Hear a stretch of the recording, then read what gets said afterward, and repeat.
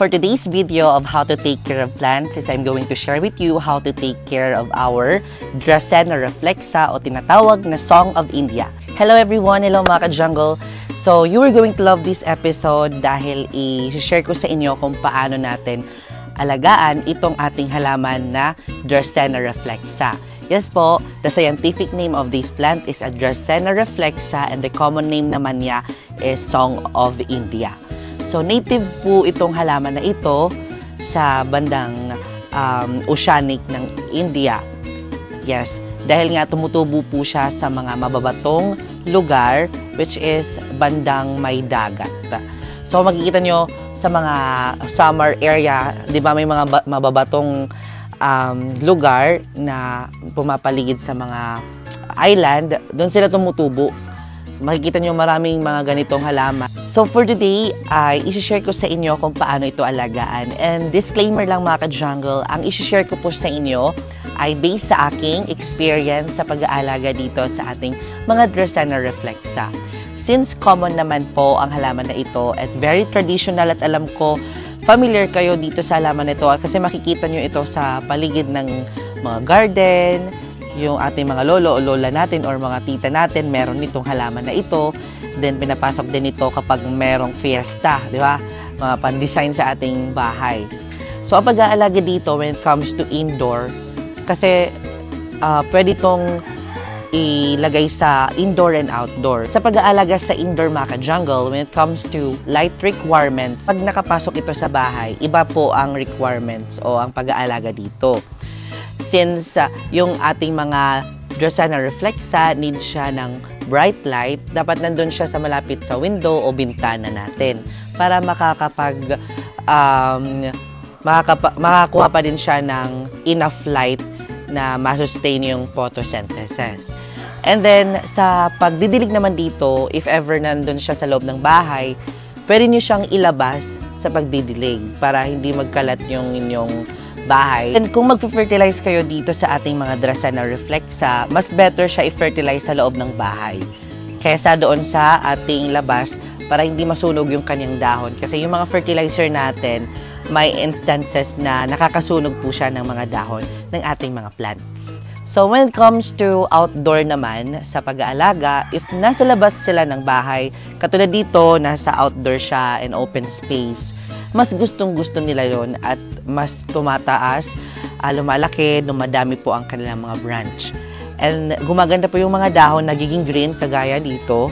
So, yan. Itong halaman na ito or variety is typical lang. Unlike other na merong mga white sa dulo, ito red lang po siya. Yan. Kung nandito sila sa labas mga ka-jungle, pwede naman din po silang nasa bright light or nasa full sun pag malaki na sila. Pero pag ganitong kalaki pa lang, dapat medyo shady or meron kayong takip na ganito na screen sa inyong mga plants para medyo hindi po siya nasisikatan ng full sun talaga para hindi masunog yung kanyang mga leaves. And then, what I really love this plant, kasi kapag ignore mo lang siya or i-neglect, hindi po siya mamamatay. Kung nasa labas siya ng ating bahay, kahit hindi kayo magdilig dito, lalo na ngayon, rainy season na po, okay siya kasi syempre, mababasa sila, mas gusto nila na nauulanan, then mas nagigi-green po ang mga dahon nila. And wala akong problema dito when it comes to fertilizer kapag nasa outdoor. Kasi kahit hindi ko yung maglagay ng fertilizer, since na-mention ko kanina, mas better po tayo maglagay kung nasa loob ng bahay ng fertilizer para hindi po masunog yung kandahon kapag mainitan po siya. Hindi naman ako nagkakaproblema dito sa mga insekto. Tignan nyo naman, may mga insekto dito sa garden pero hindi po siya ina-atake. So yun mga ka-jungle ang ating Dracena reflexa, how to take care of plants. Very simple lang. Ang importante dito, naarawan, nauulanan, at saka kahit hindi kayo maglagay ng fertilizer, pwedeng. So, very simple, common plant, pero napakaganda po siya i-display sa ating mga indoor. Aesthetic po siya when it comes to our indoor na mga house. So, pwede din po siya pang investment kasi binebenta din po ito sa mga marketplace pero hindi naman po siya gaano kamahal. Like, it range 50 to 300 pesos, depende po sa laki.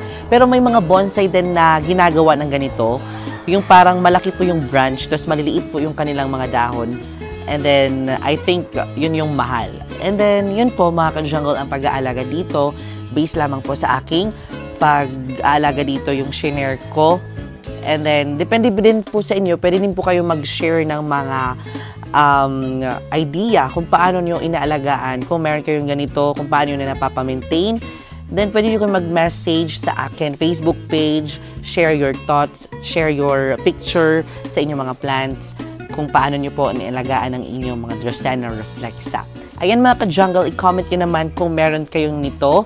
And if you like this video, don't forget to share this video para makita din ng karamihan na ating mga plantito at plantita.